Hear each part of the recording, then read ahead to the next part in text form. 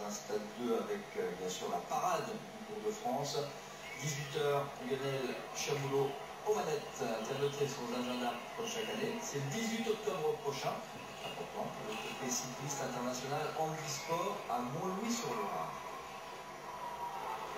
La CSC, le guidon jaune, veut entrer, attention à cette descente difficile de Meudon, veut laisser entrer le maillot jaune en tête. On veut respecter la tradition. Pour l'instant, personne ne les perturbe.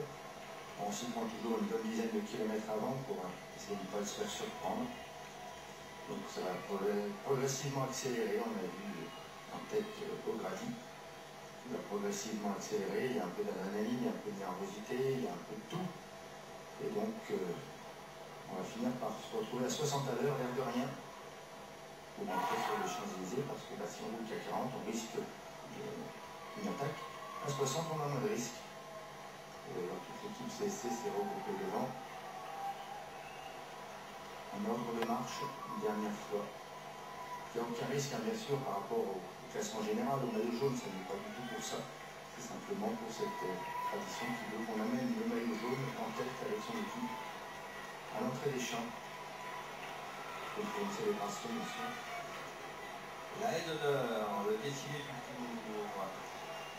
Tout à l'heure, on a parié sur une attaque de Sylvain Chavanel, élu par le jury et par vous, téléspectateurs, sur France2.fr, par téléphone, par SMS. Super combatif du Tour. Tiens, on va se faire une petite pique. On attend un coup d'éclat de Sylvain Chavanel qu'il ne faut plus appeler Mimosa, surnommé Mimosa.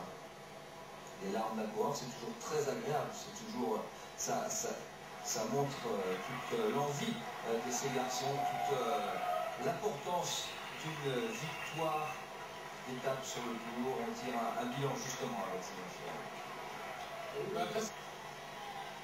Le siège du journal L'équipe d'Abori Sport Organisation. Siège que le journal L'équipe m'a bien réputé pour se centraliser à Boulogne. Boulogne, les coureurs vont atteindre, puisqu'ils sont en ce moment sur le pont Boulogne-Billancourt, voilà, qui est la dernière agglomération traversée, si on peut le dire.